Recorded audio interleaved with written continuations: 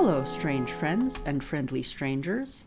My name is Laurel Webb, a writer in progress, and today we're talking about 4 things to consider to use the 80-20 rule as a writer. First off, what is the 80-20 rule, also known as the Pareto Principle? The Pareto Principle states that for many outcomes, roughly 80% of the consequences come from 20% of the causes. It was named after a probably fascist economist in Italy who, well, maybe we don't need to talk anymore about fascists. Suffice to say, someone noticed that 20% of a country's population owned 80% of the land, and 20% of some pea plants provided 80% of the peas harvested. Here are some other examples of the 80-20 rule at work.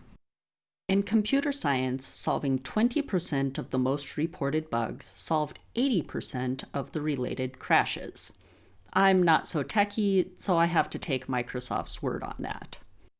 In the world of occupational health and safety, apparently, about 80% of injuries can be attributed to only 20% of the causes of injury.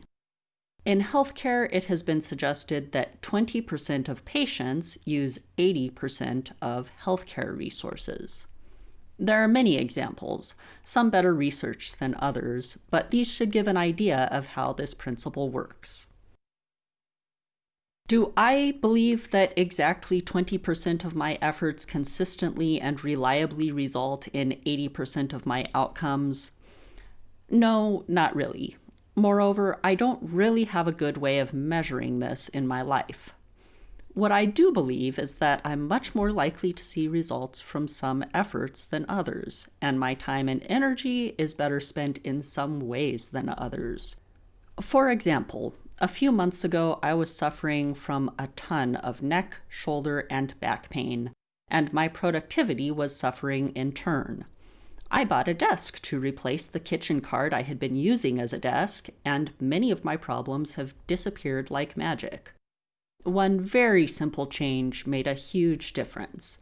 I could have tried an expensive ergonomic keyboard, but I doubt it would have made the same difference that simply putting my keyboard in a better position relative to my body has made.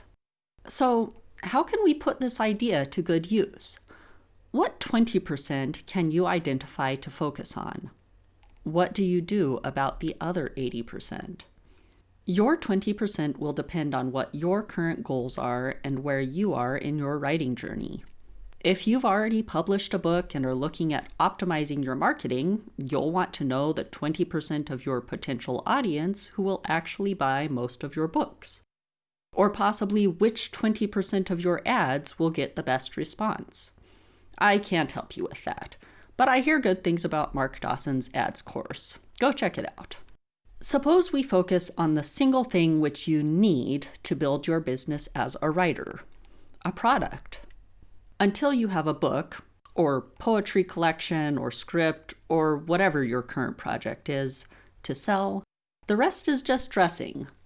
Yes, it's important to have a platform, build an audience, and get your name out there, but above all else, you need a product to sell. Let's focus on getting the book written. I don't know about you, but most, who am I kidding, all of the words I write come from actually sitting down with the intention of writing. I can spend hours planning when I should write, or thinking of ways to optimize my writing, but that's not where the words actually come from. With that in mind, what are you going to do to achieve butt in chair, fingers on keyboard? First consideration: where does planning fit into the 80-20 rule? Even the most devout of discovery writers needs to pause at some point to research or world build or plan something. If you spend too much time on planning, though, it becomes part of that large amount of effort with limited results we're trying to avoid. Now, before all of you planners come after me with pitchforks, let me say that I do acknowledge the benefit of planning some things to some extent. If you get your first draft written by first writing a detailed scene-by-scene outline, that's fine. The outline is a productive effort with measurable results if you use it. If you find yourself spending hours, days, weeks, years in planning rather than writing, you might just be procrastinating. I know that I've gotten sucked into many a research and world-building rabbit hole when I should have just been writing. Yes, some research is important. No, you don't have to have every detail of your world nailed down before you can write about it. Second consideration. Let's talk about craft. Some people are apparently born with a special gift where every word they write comes out as solid gold on the first try. They never second guess their own writing, and they never have to edit or practice.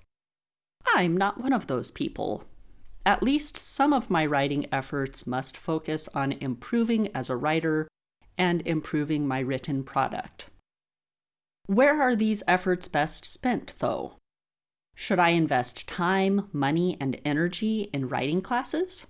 Should I listen to every writing podcast available and internalize all of their advice? Should I buy every craft book to read? Personally, I think that writing is one of those things best learned by doing. Practice writing however you can. Get feedback wherever you can. Repeat. These two pieces, practice and correction, are integral to improving as a writer. Third consideration. What about all of those 80% actions that yield limited results? Should we just not do those things at all? Some of those actions in the 80% are, in fact, necessary. For example, many people edit as they write. Editing is an absolute necessity, and if you choose to cycle through to do some quick edits during the first draft so the second draft is more manageable, that's great. Many successful authors have done exactly that before you. If you write 1,000 words and then immediately edit them by rewriting 900, you've got a problem. Circling back on the planning discussion, if you can spend a set amount of time writing an outline and then actually follow that outline, you're golden. If you continually expand on an outline and never actually write your first draft, you're wasting your time. Fourth consideration. I know I said we should focus on the writing, but I think this next bit is worth keeping in mind. Whether you're traditionally or self-published, you need to have some kind of author platform. Gone are the days that a writer could send off their work to their agent and then just wait for the money to start rolling in. You need to have some way of getting your name out into the world. You need a way to promote your product. You need a way to connect with your readers. That said, social media is a black hole of potential time suck and despair. Maybe you are better than me at this, but I can easily set out to make a quick Instagram post and find myself, hours later, clicking through every image on Canva, still tweaking fonts and colors on something that should have been done and posted in 5 minutes or less. I know this is a waste of my time and energy, which is keeping me from finishing my book. Do as I say, and not as I do.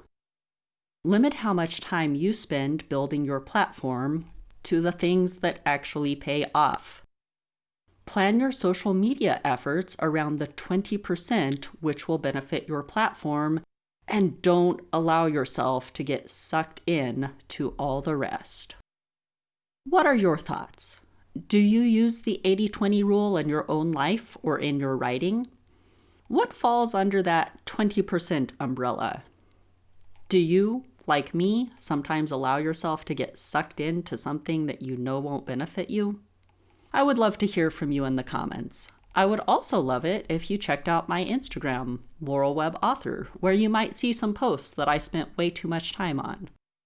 If you feel like it, I'd appreciate it if you smash that like button, subscribe to my channel and ring the notification bell. Or don't. I'm a big believer in free will and consent and all that. Anyway, until next time, I hope you're safe, and I hope you're writing. Goodbye.